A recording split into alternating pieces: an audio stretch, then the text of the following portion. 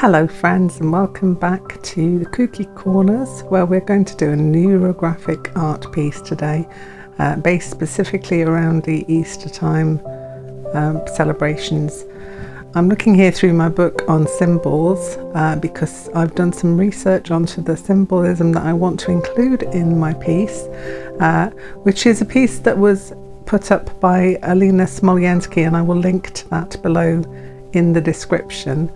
And basically it's based on sacred geometry, personal symbolism, and the symbol of the egg, which obviously is always used around about Easter time to represent new beginnings. So I have drawn out my circle to start off with, and I have also, because I thought not everybody might have all the equipment that I have in order to draw out a circle. They might just want to get cracking with it pretty soon rather than spending time drawing out the basic shapes that you need to do before you start adding neurographic lines. I thought I would put a template of the basic outline that you will start with into the description below so that you can download that.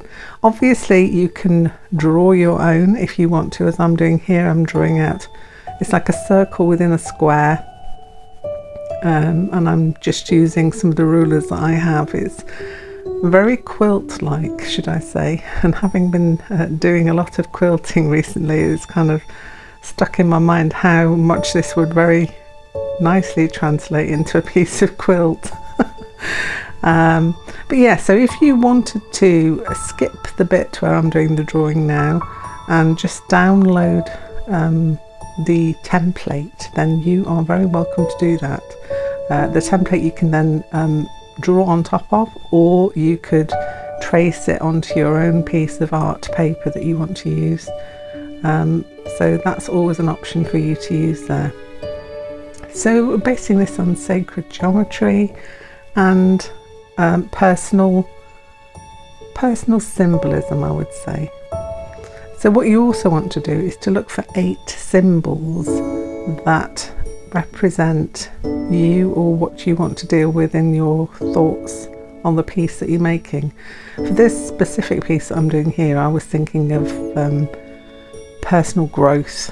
So that was my thoughts behind drawing this out, because obviously new beginnings, personal growth, all starts with something small and then grows into something bigger. So the egg is representative of that.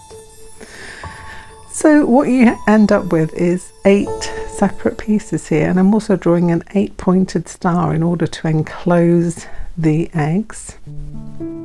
So this is what I'm doing at the minute. And I'm using the lines that I've drawn in order to do this. Obviously if you use a template that I have done for you already, then you won't need to do this part. So you could just watch along while I finish up.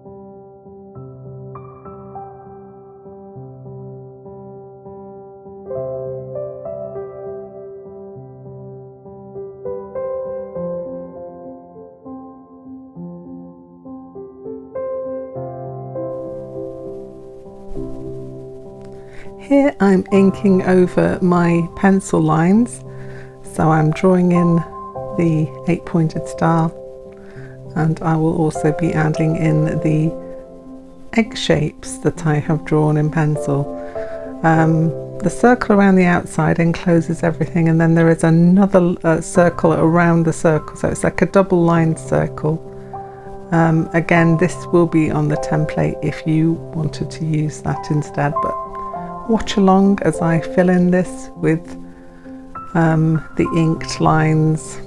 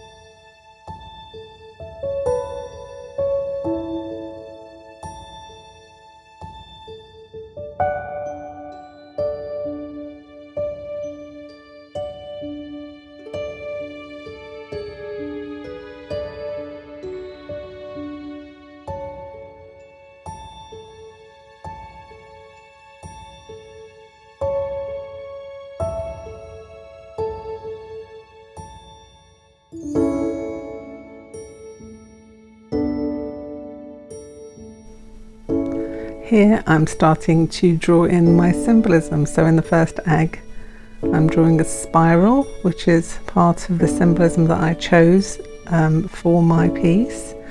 You can use books to find symbols like the one I showed you right at the beginning.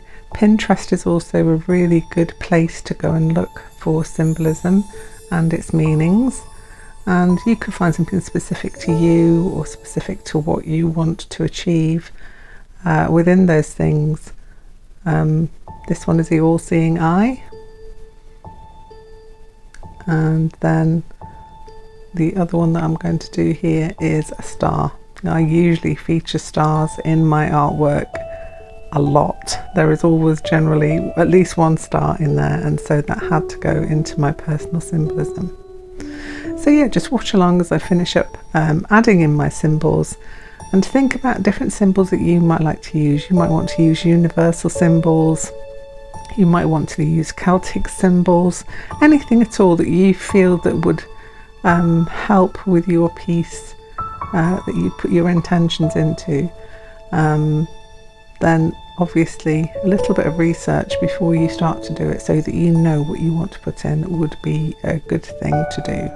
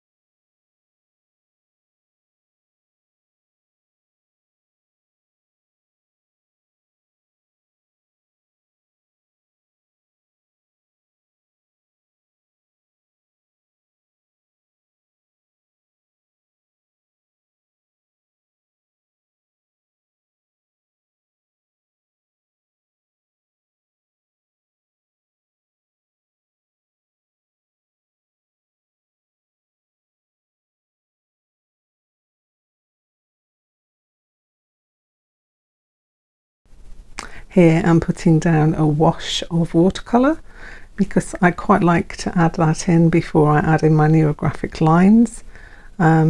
Just gives me something to work on, and I'm going on the colours of spring and Easter and adding those in. And the watercolour palette that I'm using at the minute is a really nice one for that because it's got lots of pastel-y yellows and blues and pinks in, which I really enjoy using, especially in this piece because it fits it so well.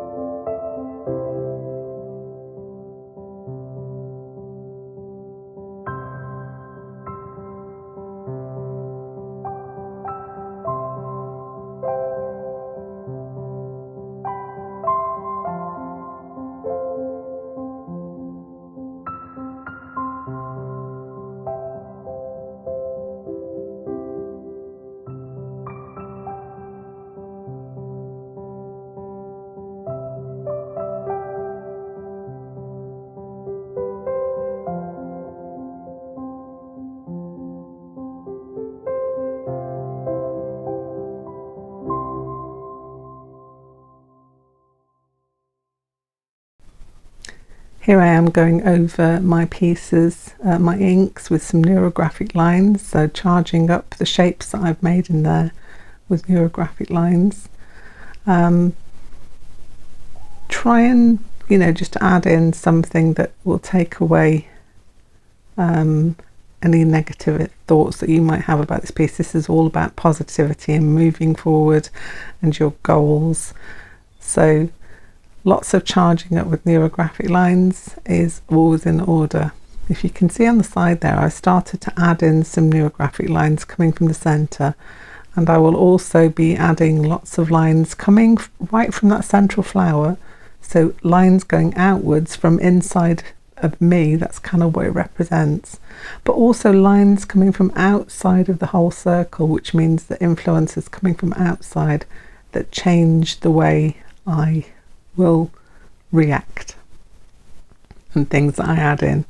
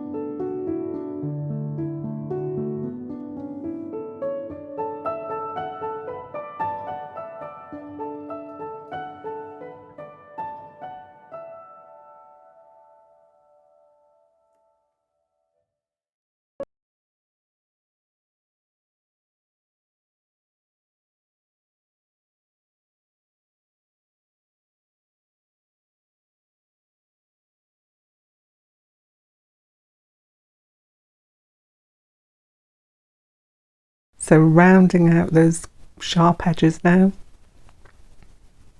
Rounding out the sharp edges and where the intersections of the neurographic lines are falling, as we usually do. If you've never done any neurographic drawing before, I suggest you go and have a look at a basic neurographic drawing to know about the neurographic lines and the rounding out. I have one on my channel here, but also there are lots on YouTube for basic beginning neurographic art. So have a little look at one of those if you're unsure as to what it is I'm actually drawing here and why I would be putting those lines and rounding out the corners.